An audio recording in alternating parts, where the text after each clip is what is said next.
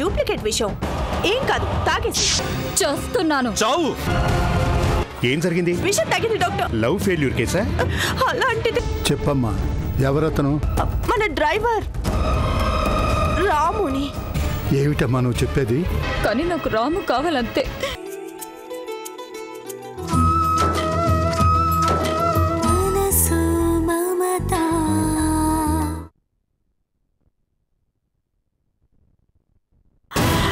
ఏంటి శిరీష, నీ రాము కాదన్నంత మాత్రాన చనిపోవడమేనా? అవును, రాము నా ప్రాణం. I love him, I love him, I love him. Shut up, shut up, shut up.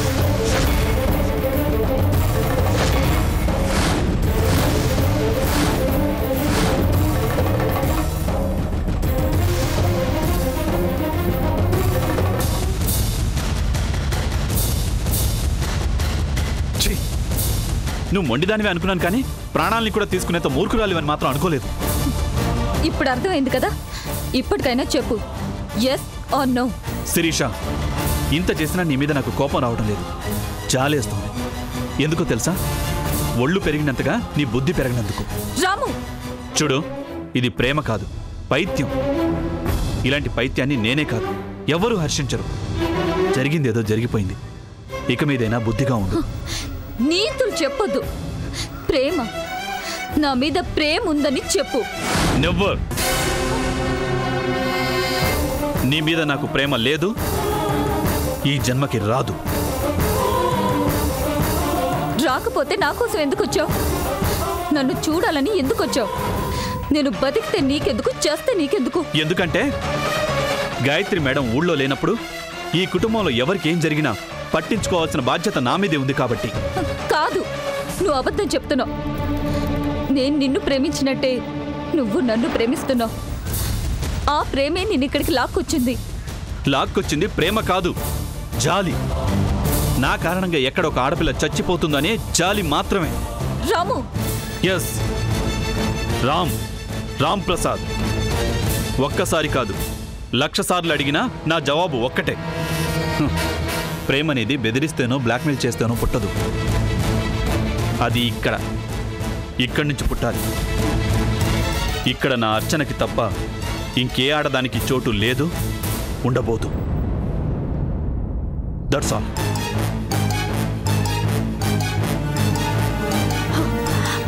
Sirisha, కుండ బద్దలు కొట్టినట్టు తానేం చెప్పాడో విన్నావుగా? ఇక మీదటైనా నీ మనసు మార్చుకోవే. పెద్దమ్మా, నన్ను బతికించారని సంతోషిస్తున్నారేమో, జాగ్రత్త. అంటే ఏమిటమ్మా నువ్వు అనేది? మీరు నన్ను 1000 సార్లు బతికించినా 1001 చేస్తాను. నా రామ్ నన్ను పెళ్లి చేసుకోపోతే నిజంగానే చచ్చిపోతాను, బతకను. I will die, I will die, I will die.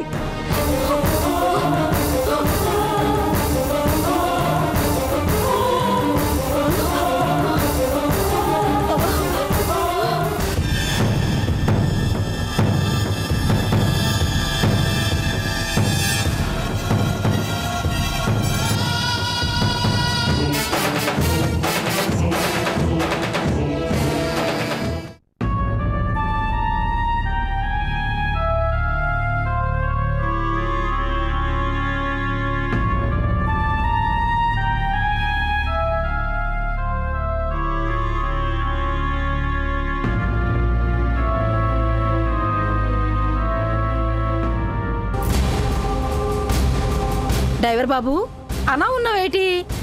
చిరిసమగ్గానే. అదేం లేదు, గండం గడిచింది. అమ్మయ్యా భగవంతుడా, నచ్చనంగా ఉండే పిల్ల ఉన్నట్టుకుండి ఇసం తాగడం ఏటో. అసలు ఏటైనది బాబు? తెలీదు, ప్రాణానికి ప్రమాదం లేదు అని మాత్రం డాక్టర్లు చెప్పారట. పోనీలే బాబు, చిరిసం బతికినది అంతే చాలు. నువ్వు కలమ్మా, నేను వెళ్ళిపోతున్నాను. గాయత్రి మేడం ఊరు నుంచి రాగానే చెప్పు. ఎక్కడ బాబు? ఏటైపోయినది బాబు? బాబు,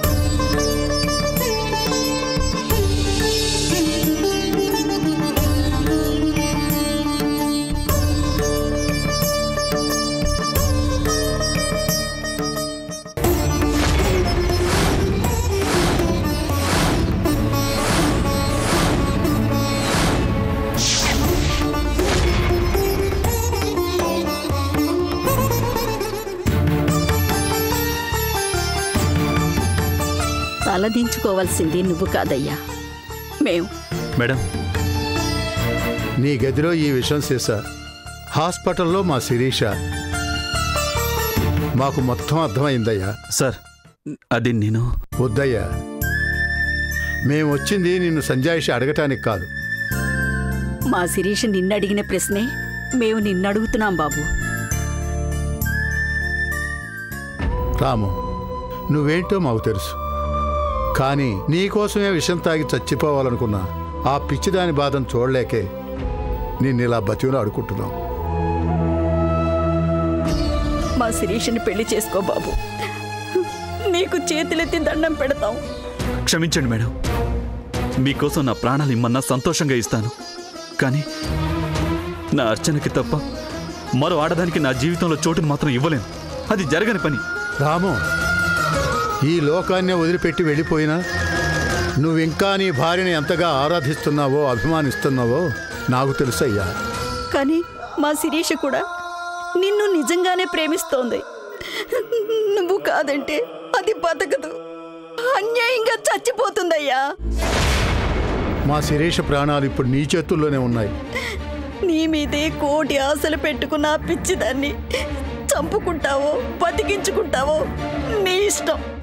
మేడం, నేను నువ్వే మా శిరీషకి తగిన భర్తవయ్యా. కాదనకు బాబు,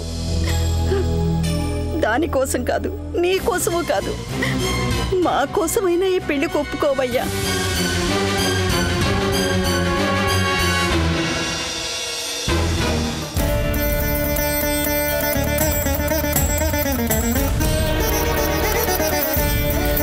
నీ కాళ్ళు పట్టుకొని బతిలాడుకుంటున్నావు. నీ కాళ్ళు కడిగే కన్యాదానమే చేయమంటావో, కాదని మా శిరీషని కాటికే పంపించమంటావో చెప్పు బాబు. చెప్పు బాబు, చెప్పు చెప్పు.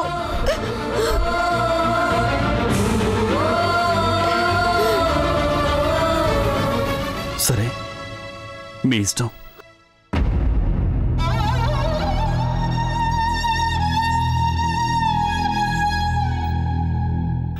చాలా థ్యాంక్స్ బాబు.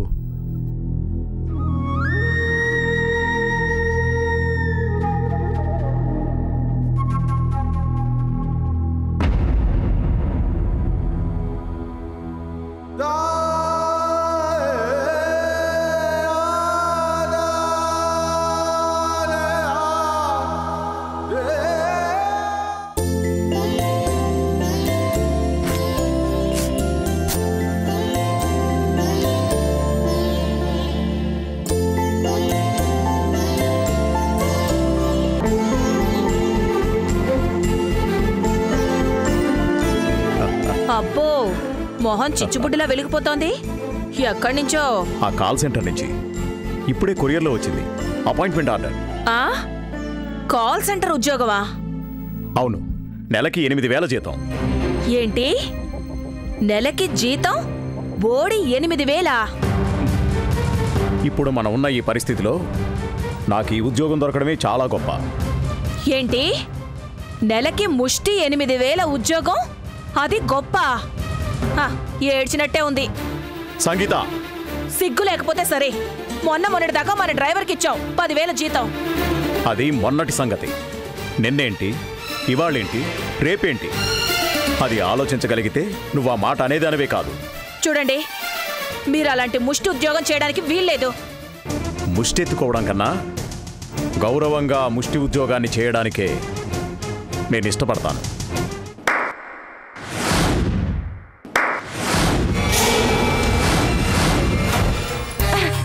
వావ్, ముష్టెత్తుకోవడం కన్నా ఆ ముష్టి ఉద్యోగాన్ని ఇష్టపడతాను. వా, క్యా డైలాగ్ హే, క్యా సీన్ హే. ఏంటి, ఇలాంటి టైంలో నేను సడన్ గా వస్తానని మీరు ఊహించలేదు కదా? 8,000 జీతానికి తగ్గ ఇల్లే. కానీ ఎవరైనా అడిగితే ఏమని చెప్పుకుంటారు? మిస్టర్ హర్షవర్ధన్ గారు. నేను చేసేది చెప్పుకోవడానికి సిగ్గుపడే పనేం కాదు. కాదు, కానీ శ్రీ శ్రీ శ్రీ హర్షవర్ధన్ గారు ఒకప్పటి కోటీశ్వరులు. కాల్ సెంటర్లో ఆఫ్టర్ ఆల్ 8,000 జీతానికి పని చేయడం అస్సలు బాగుండదు.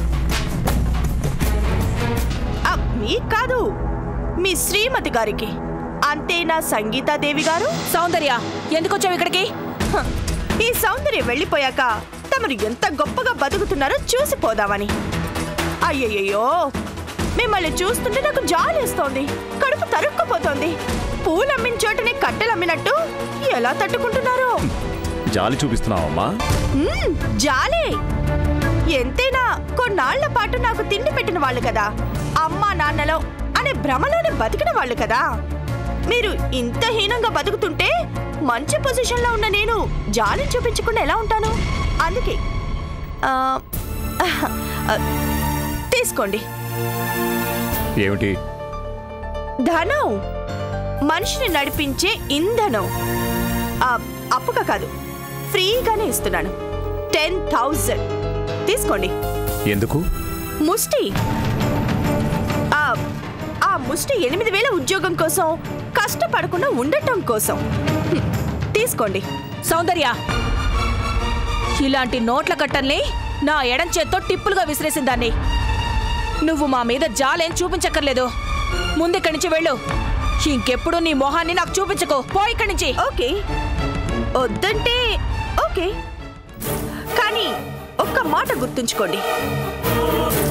ఆ రోజు మీరు నాకు చేసిన అవమానాన్ని ఈ జన్మలో మర్చిపోను. అందుకే ఇలా వచ్చాను. ఆ రోజు మీది పై చెయ్యి, ఈరోజు నాది పై చెయ్యి.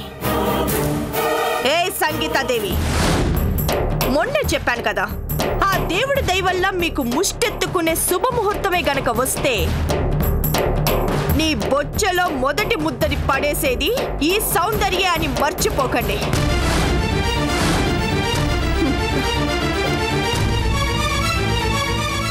చూసారా దానికి ఎంత పొగరో. తమరి పెంపకమే కదా. అంటే ఏముంది? రాబందు నీడలో పెరిగితే పావురాయి కూడా పొడుచుకు తినడం నేర్చుకుంటుంది అని. చివరికి ఆ రాబందు రెక్కల్నే నరికేసేంతటి క్రూరంగా మారిపోతుంది అని.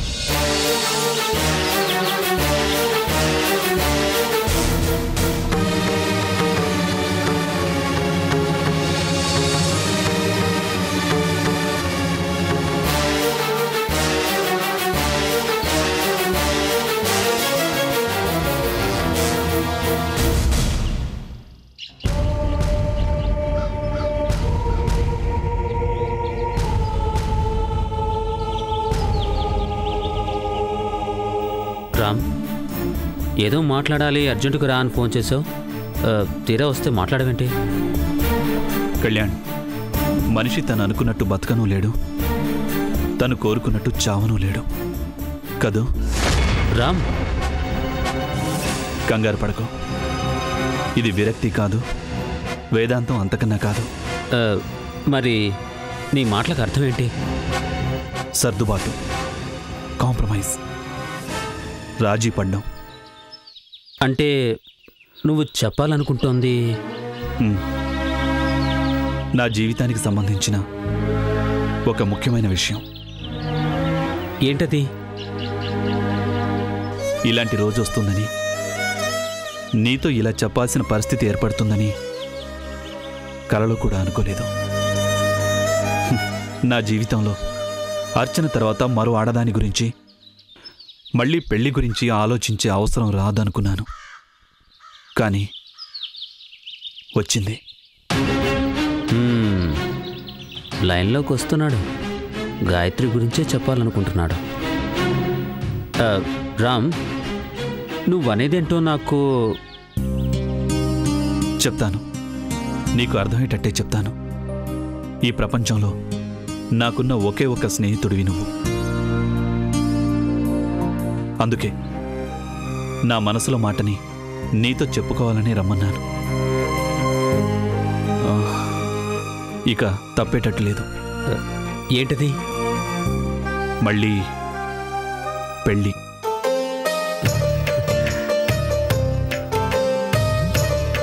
ఓ, వెరీ గుడ్. చాలా మంచి నిర్ణయం తీసుకున్నావు. కంగ్రాచులేషన్స్. మేడం ముంబై నుంచి రాగానే ఈ సంగతి చెప్పాలనుకుంటున్నాను. ఓహో, ఓ అలాగే చెప్పి. అసలు గాయత్రి మేడమే నిన్ను చాలాసార్లు అడగాలనుకుంది. నిజంగానా? అంటే అదే, ఆవిడకి నీ మీద చాలా అభిమానం కదా. ఓ తెలుసు, కానీ ఈ ప్రపోజల్కి హ్యాపీగా ఒప్పుకుంటుంది. ఇన్నాళ్ళకైనా నీ మనసులో మాట చెప్పినందుకు తప్పకుండా నేను అభినందిస్తుంది. అమ్మయ్యా, నీ మాటలు విన్నాక ఇప్పుడు నా మనసు కుదుటపడింది. Ram, better late than never అన్నారు. మేడం ఇవాళ ముంబై నుంచి వస్తారు కదా, రాగానే చెప్పేసాయి. నీ ప్రపోజల్ వినగానే హ్యాపీగా గ్రీన్ సిగ్నల్ ఇస్తారు. సరే, మేడం రాగానే చెప్పేస్తాను.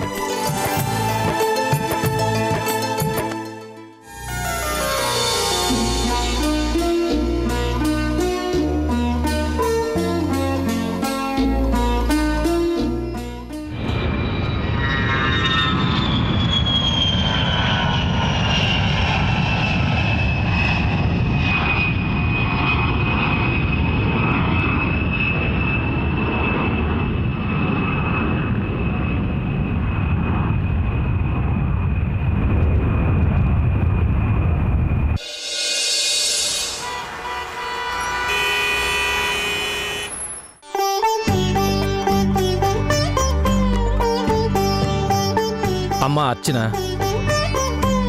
నన్ను నేనే నమ్మలేకపోతున్నానమ్మా. ముంబైలో జరిగిన ఆ డెలిగేట్స్ మీటింగ్లో ఎంతో అద్భుతంగా మాట్లాడి నిజంగా గాయత్రీదేవి బతికొచ్చిందా అనిపించే అంత గొప్పగా అదరగొట్టావమ్మా. Thank you. నా రూపాన్ని మార్చటమే కాదు, నాలో ఆత్మవిశ్వాసాన్ని నింపింది కూడా మీరే. అదంతా నీ అభిమానం అమ్మా. లేదు మేనేజర్ గారు, మీరే గనక అనుక్షణం నాకు అండగా ఉండకపోతే నేనేమి చేయగలిగేదాన్ని కాదు. ఏది ఏమైనా ఈ ట్రిప్ వల్ల మన కంపెనీకి చాలా మంచి పేరు వచ్చిందమ్మా.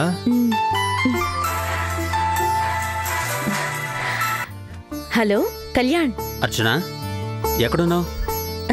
ఎప్పుడే బాంబే నుంచి ఫ్లైట్ దిగి కార్లో వస్తున్నాం. ఏంటి సంగతి? Good news, very very good news. అంటే రామ్ పెళ్లి ఒప్పుకున్నాడు. కాదు కాదు, తనంతట తనే చెప్పాడు. నిజంగానా? నాకు ఫోన్ చేసి రమ్మన్నాడు. మెల్లగా ఈ పెళ్లి ప్రపోజల్ గురించి చెప్పాడు. నువ్వు రాగానే నీతో చెప్తాట. అర్చన, రామ్ ఇంత త్వరగా తన ప్రపోజల్ చెప్తాడని అనుకోలేదు. ఏది ఏమైతేనే ఈ పెళ్లి జరిగితే అన్ని సమస్యలు తీరిపోయినట్టే కదూ. ఏంటి, నేను ఇంతటి శుభవార్త చెప్తే మాట్లాడవేంటి? ఓ అర్థమైందిలే. అర్చన, ఇప్పుడు నాకు ఎంత సంతోషంగా ఉందో చెప్పలేను. నువ్వు తిట్టను అంటే రామ్ నీతో ప్రపోజ్ చేసే ఆ అద్భుతమైన దృశ్యాన్ని లైవ్లో చూడాలనిపిస్తోంది. కళ్యాణ్, సారీ, ఊరికే తమాషా కన్నాను. అర్చన, ఇంటి దగ్గర నీ రాముడు నీ కోసం ఎదురు చూస్తూ ఉన్నాడు. నువ్వు వెళ్ళడం, తను చెప్పడం, నువ్వు ఓకే అనడం, అంతే. ఆ హ్యాపీ న్యూస్ మాత్రం నాకు ఫోన్ చేసి చెప్పడం మర్చిపోకే. అలాగే. సరే, ఉంటాను.